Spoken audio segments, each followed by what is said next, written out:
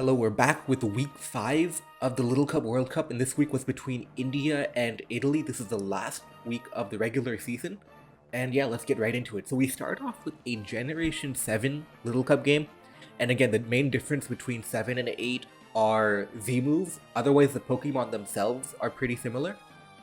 And we're seeing Mikhav use a team built around Magnemite and Snivy. Typically, you'll see something like maybe Hidden Power Fire, Choice Scarf, Magnemite, so that Snivy can sweep with Leaf Storm, maybe, because you won't have to worry about Pharaoh Seed or other steel types. That's the main idea, typically.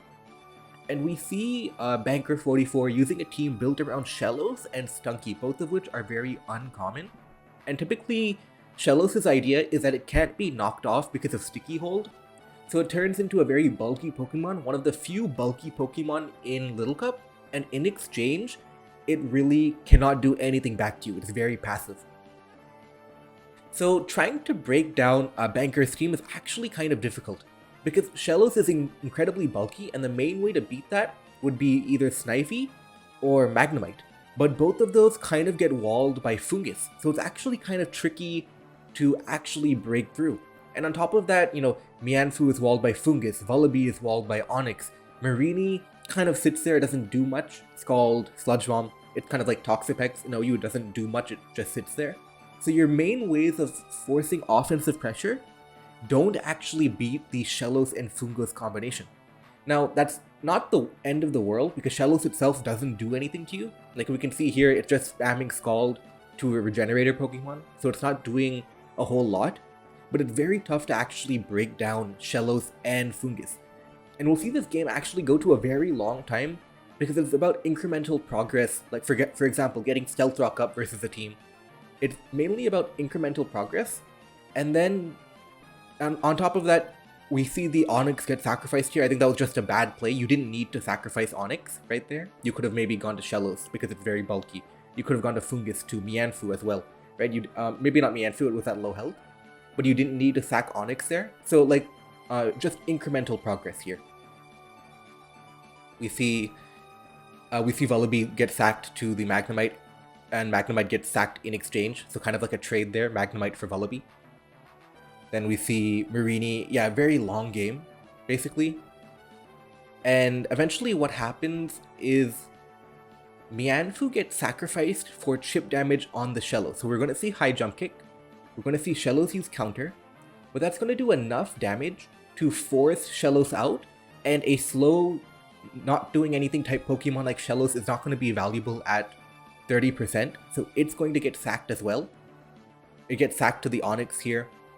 And now you kind of have a decision. You still need to find a way to break through Fungus. Vullaby is an okay idea, but the problem is that it'll take too much damage from Stealth Rock, too much damage from Recoil. So, for example, Banker can sacrifice Stunky to the Vullaby, and with the combination of Aftermath, Stealth Rock, Recoil, maybe Stunky using Sucker Punch or Play Rough, Vullaby is not going to be able to actually break Fungus because the Stunky switch is so obvious. So you need to find other ways to break Fungus. Snivy cannot do it. Onyx can maybe do it with Explosion. Marini can maybe do it with Knockoff and Scald Burns. But he makes a mistake here, and he explodes only doing 52, and the reason he only did 52 was his attack was lowered by a Stunky using Play Rough earlier in the game, like a few turns earlier. So I assume maybe he forgot about it, but he only did 52, and now it's very difficult to break the Fungus, because you go to Vullaby now, but they have the easy Stunky switch in. It's going to take Stealth Rock damage, Recoil damage from the Brave Bird. Now Stunky outspeeds, it can use Play Rough here, so you have to switch out. And now Vullaby is at low health, it's realistically not going to beat the Fungus. And ultimately, you're never going to beat the Fungus. It's just too powerful. You lose your Snivy, you lose everything to it. And slowly but surely, you're never going to actually break Fungus. And Italy takes a 1-0 lead in the Little Cup World Cup Week 5. Now we enter into Game 2. This is Generation 8. And you see this core of both teams, Porygon plus Ponyta Galar. Now typically when you have two special attacking Pokemon, one of them will try and lure the Steel type. So for example, a very common trope would be Ponyta Galar with Double Kick to lure Ponyard. And coincidentally, both these Ponyta Galars do have Double Kick to lure Ponyard for Porygon. They're actually very similar teams. So we're going to see basically a showdown between who can basically damage the Poniard first, who can remove the Poniards. So both Poniards get chipped by tri-attacks from the Porygons here. We're going to see a bit of a stall there. Marini gets a Scald Burn on Ponyta, which is very important to note. This will come in play later in the game. And you see kind of like a face-off between Ponyta Galars here. Laroxel reveals to be physical Ponyta Galar, which basically confirms double kick, because that would be the whole purpose of running it. And now you go to Porygon here, trying to put more offensive pressure. It reveals to be Trace and not offensive Porygon. Now this is offensive Porygon with download. So it does get a tri-attack off, and unfortunately the tri-attack does freeze Porygon, and now it's very tough to actually defeat Porygon because Poniard is at low health. For example, so you go to Diglett here. Diglett is going to Earthquake, but you're going to trigger the Berry Juice, so you lose Diglett here. Then you go to Poniard. Poniard's at low health. You lose Poniard too. You go to Marini. Marini doesn't get the kill. Porygon knocks out Marini. And now you go to a sleeping Ponyta Galar. Now, Ponyta Galar is actually going to be able to beat the Porygon because of some paralysis, but that's kind of expected. Knocks it out. Now, it's very tricky. How do you beat the Ponyta Galar at 15%? You have a Fungus, a Poniard, and your own Ponyta Galar. Now, it's important to note that it happens that our Ponyta Galar is 18 speed and not 19 speed, so we're guaranteed to get outsped by Ponyta Galar. So Fungus kind of doesn't really do anything. Maybe it can Spore, that's about it. And then you have Poniard. Poniard is interesting because it can Sucker Punch, but Sucker Punch does not KO Ponyta Galar at full. So if Ponyta Galar can predict the Sucker Punches and get to full health, it can knock out the Poniard with double kick. So it might be predictions, right? Knockoff or Sucker Punch. So what's the correct way of beating the Ponyta Galar at 15%? It's actually a PP stall strategy. What you have to do is you have to go to Poniard first. You go to Poniard first and you Sucker Punch, forcing Ponyta to Morning Sun. It has to Morning Sun. So one Morning Sun to get to 65, one Morning Sun to get to 100%, and then double kick the Poniard. Poniard would use Sucker Punch and Ponyta would take maybe 70% damage. So you would waste 2 Morning Suns like that, and then Ponyta Galar with 4 Morning Suns versus Ponyta Galar with 7 Morning Suns. Our Ponyta Galar would easily win that battle.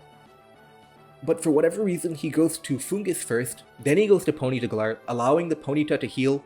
It does waste 1 Morning Sun, but because it's faster, and because it has the flinch chance with Zen Headbutt, and because of the burn, this Ponyta Galar is actually going to be doing a relatively decent job of beating our Ponyta Galar.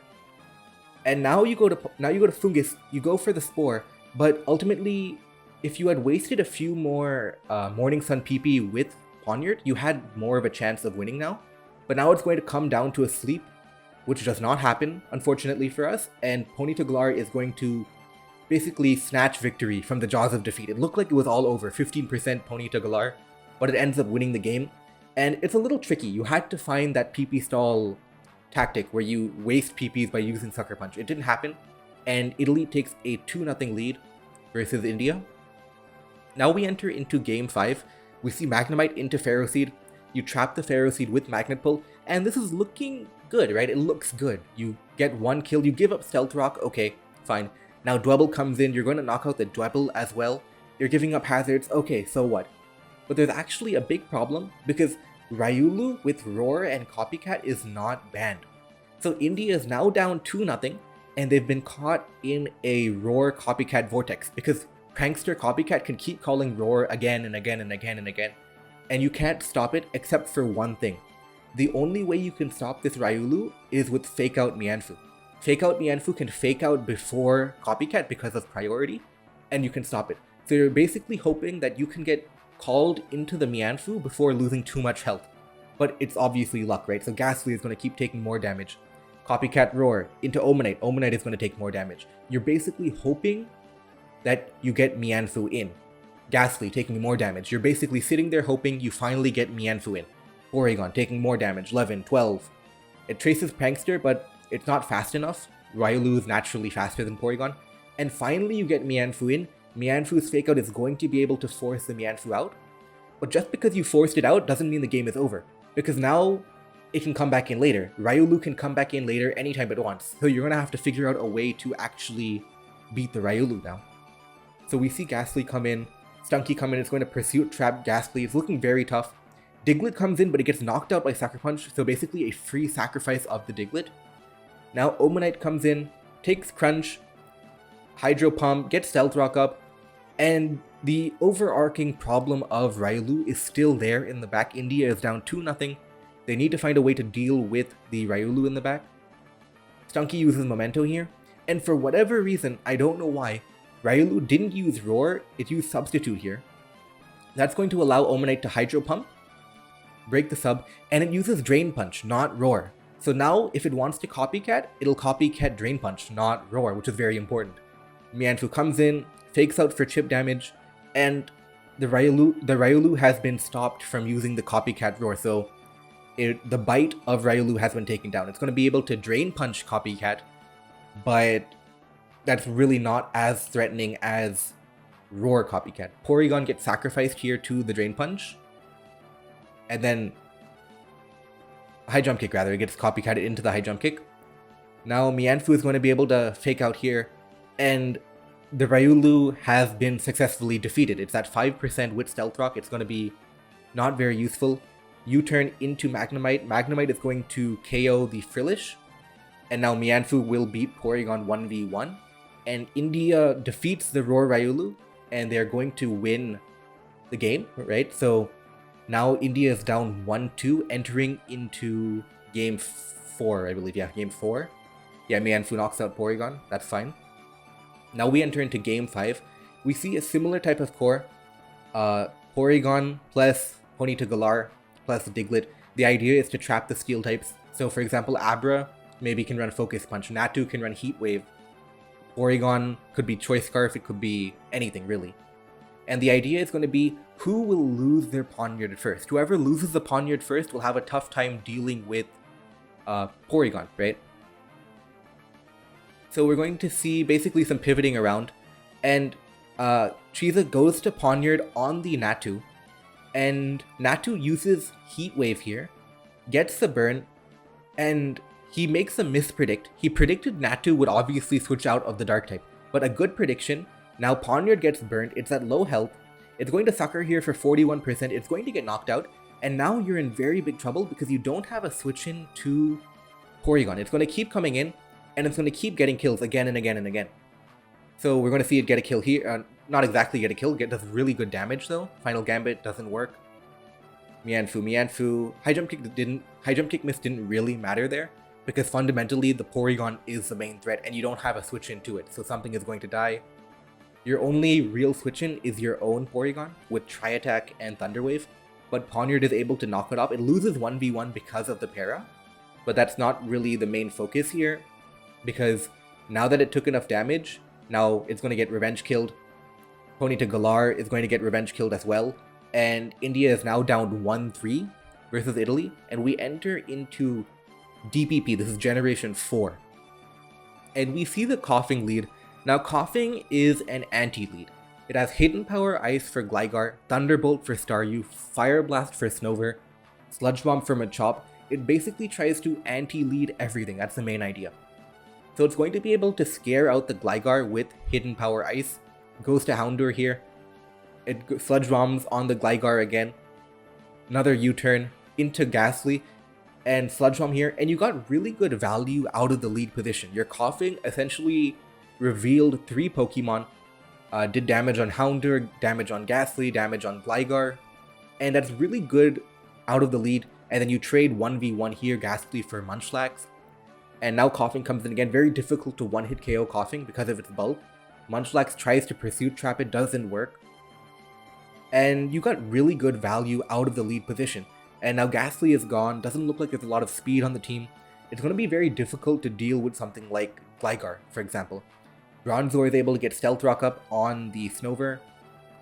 And it's really looking really good, even though it's down 3-5. It's very tough to deal with, Stealth Rock and full health Staryu, full health Gligar. You go to Croagunk here, but the Staryu is Hidden Power Ground to do a lot of damage. Gligar comes in. It's very difficult. Aqua Tail is going to be traded here, but it's very tough to actually win, and Gligar and Staryu very easily clean up the game. This game wasn't really much of an issue because the Coughing lead got into such a good position. Bronzor was able to wall Snover, and then Gligar and Staryu were able to finish it off. So India is now down 2-3. Now we enter into Generation 6, the tier with Fletchling and Gothita. And Goth has a Shadow Tag, which is not banned. And Albi is using a pretty hyper-offensive team with Zigzagoon and Turtoga. But unfortunately, that has a really bad matchup versus Double Steel, Poniard, and Ferroseed.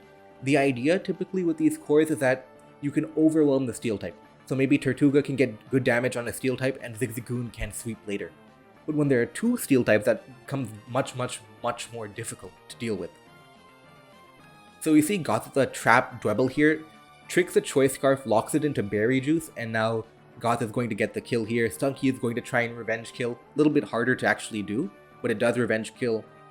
We're going to basically see Hidden Power Fire trap Ferroseed, which makes sense, right? You want your Steel types to be trapped for Zigzagoon and Turtoga. So Gothita traps Ferroseed there. But Poniard is ultimately going to be too much. It's going to reveal Swords Dance Poniard, and that is going to be able to sweep Cottony and Zigzagoon and Tortuga and Goth. So nothing doing, Poniard ends up sweeping the game relatively easily. Bad matchup for Hyper Offense versus Double Steel.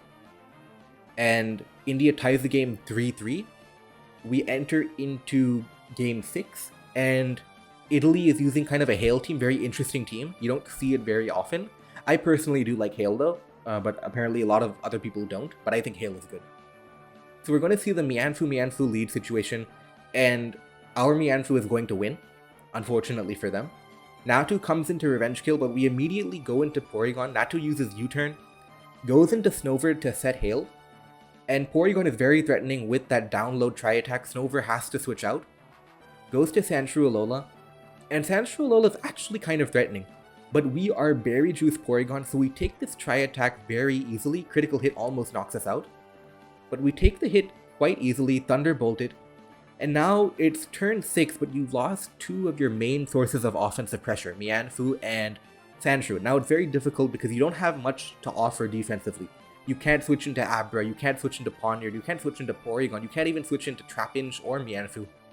It's high offense, but when you lose your offense part of the offense, it's very difficult to actually play the game. Trapinch is going to kill Diglett here, Snover is going to come in, can't really do anything to Poniard. Poniard alone wins versus Snover. It can Iron Head Onix, it can knock off Natu. Very difficult to actually deal with here. And it's a very clean win. Yeah, 4-0. Very tough to deal with when your offensive team loses the offense part of it. Now India has made a comeback. It's now 4-3. And now my game. And I've covered my game in detail in a previous video. But my opponent went for a very high risk, high reward strategy, Dragon Spam. Something you might see on Low Ladder Little Cup, but you're seeing it here. And unfortunately, I just had a really good matchup versus Dragon Spam. I had Sturdy Onix, I had Ferroseed, I had Diglett, Mianfu to fake out the Dragon types. And Onix was able to just basically Dragon Dance sweep. And what it couldn't sweep, then Tyrant was able to Dragon Dance sweep. So India wins 5-3 versus Italy. And we're entering the playoffs. In our first round of the playoffs, we're going to have India versus France. And Italy, unfortunately, did not make the playoffs. And if you like this type of recap content, let me know. What do you like to see? Do you like ladder? Do you like replay? What do you like more? And yeah, thank you for watching.